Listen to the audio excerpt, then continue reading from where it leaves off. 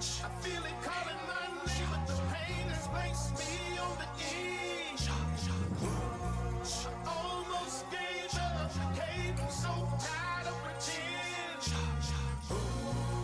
I refuse to let it drive me insane and go back to where it all began. I don't do it for me, I don't do it for likes, I don't do it for love, I do it for the win.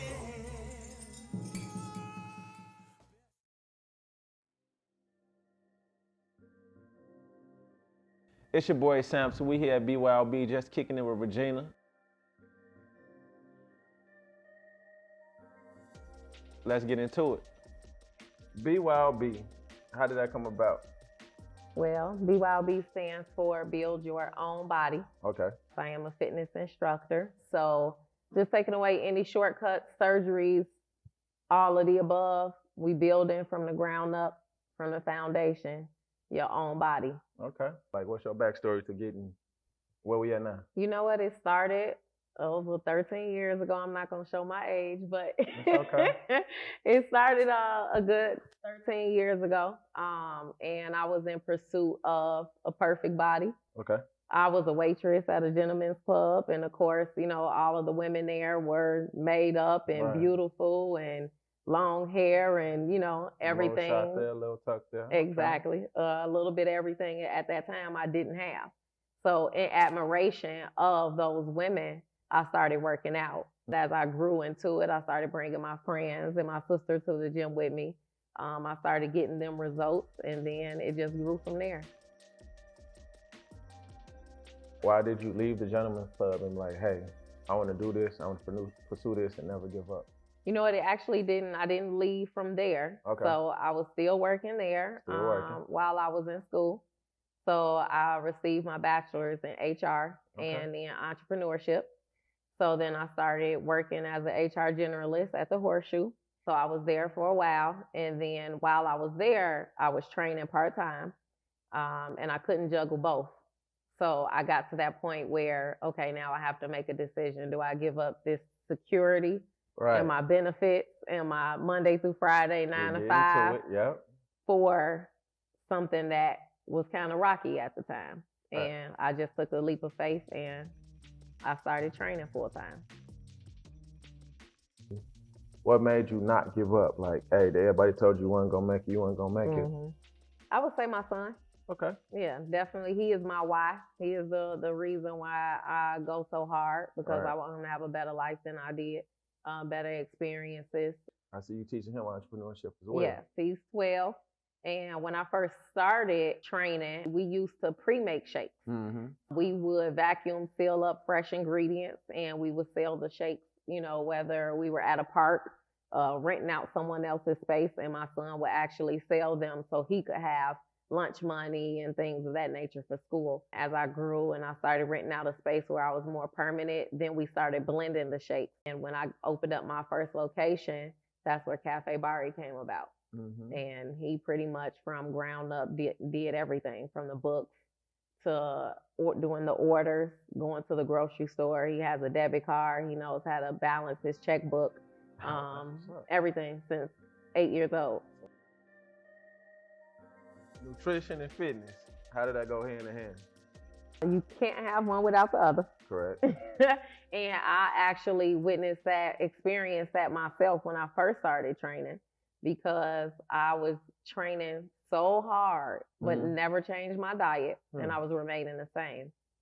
So it's a lot of times when you don't work on nutrition and diet hand in hand, you will either plateau or stay exactly where you are, or not, or end up worse than where you are. So you definitely have to have both.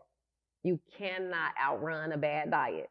So most people always say, oh, well, I'm going to eat this now and then I'm going to run it off.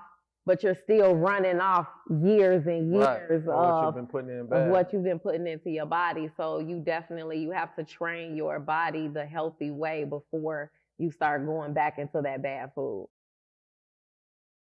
How many times do you think we should eat a day? I always recommend between 4 to 6 times a day, depending on, of course, how long you're up, every 2 to 3 hours. And most people think that the less you eat, the better. And that's not necessarily true. The more you eat, it speeds up your metabolism because your Indeed. body has to break that food down and process it. So the more that you eat, the more energy you're consuming and the more energy you have throughout the day because your body is breaking that down. Like, what are some of the snacks that you recommend? Well, some of my favorite snacks, I do non-fat Greek yogurt. Okay. I might do a handful of nuts. That is your healthy fat. I might do rice cakes and nut butter.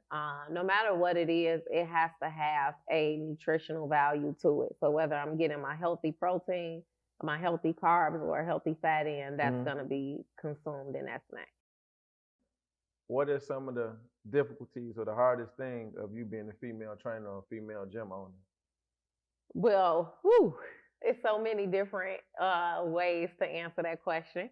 For one, my majority of clients are women because most men are intimidated by training with a woman, especially me because I'm not, the average female. I started out, my first time going to the gym, I started training with bodybuilders. Right. So I didn't start with classes and, no disrespect to Zumba or anything like that, but I never started with fit, cardio dance classes. I went straight into hardcore bodybuilding and weight training. So a lot of men are intimidated, with training with me just because of my personal strength. And then, of course, with me just being a woman as well.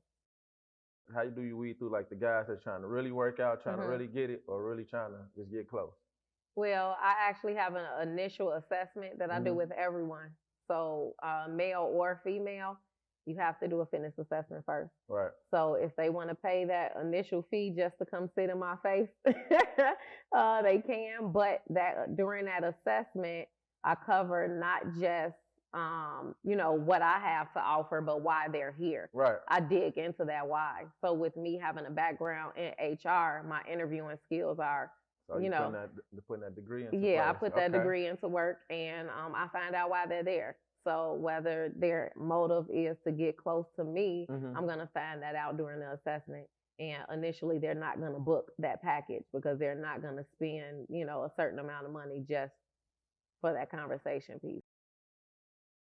So could you give them a little bit like, hey, when you bring your body here, it's like what they're getting into? Well, it depends. So everyone is different. Right. So we have beginners, we have advanced. So it really depends on where they are, depending on where we start. Right. So what do you deal with the person that, it's always that one to be like, hey, this how you do this how you do that, but they've been doing it wrong their whole life? They'll figure it out during the session. Okay. What's the good shoes to work out in?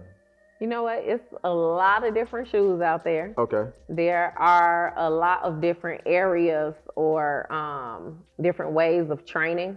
So you have, CrossFit, you have running, you have weightlifting, you have strength and conditioning. So it really depends on what it is that the exercise you're doing. Yep, that you're doing. But what my specialty is strength and conditioning and weight training. So what shoes would you prefer, like someone coming in wear? I actually have on one of my favorite pair of shoes, yes. Fashion Geek from Chicago. Shout out Zoe and Tasha. I actually used to train his wife, Tasha. Okay. Yep. So, the network of Chicago is just amazing. So I'm always going to represent Chicago. So come in them and not these, right? No, what do you mean? That's Chicago too. I know that, but I'm saying for the comfort and everything like that, it's like, I know them got the cushion, they soft and everything like that.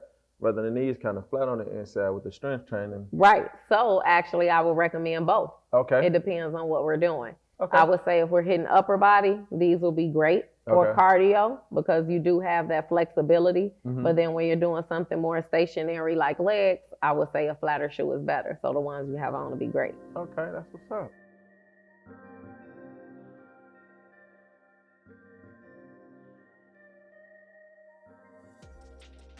We're going to get into this little workout then. Okay. You ready? Well, I was born with it.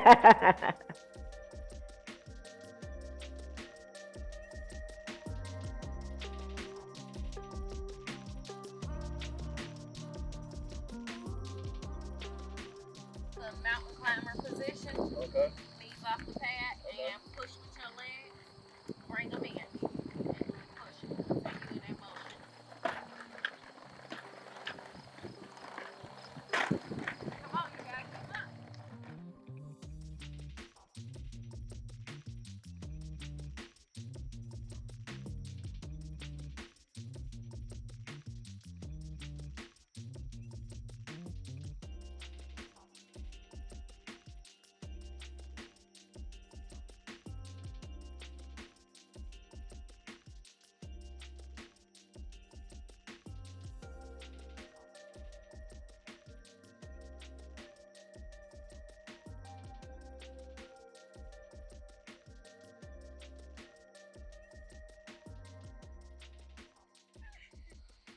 that is the frog.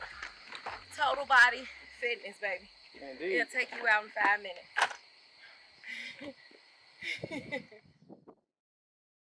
Pull your hands back, arms together, and lift them up as far as you can. And hold it. And breathe through this stretch. We're stretching those pec muscles. Good. You always want to hold your stretches at least 5 to 10 seconds. Don't bounce through them and breathe. And release. Good job. How you feel? I'm hurting. You hurting? Yeah, well, that's cool. All right, you got any last minute questions for me while we wrap it up? And I see you got merch. When you talk about the merch, you got yes. You know, I do have an apparel line for both men and women. So everything from sports bras to tank tops to full jogging suit outfits and waist trainers. All right, so come on, get the waist on good. Yep. And then you see how my shirt say, I will not apologize for who I am. I appreciate y'all. I'm Samson, and we out of here.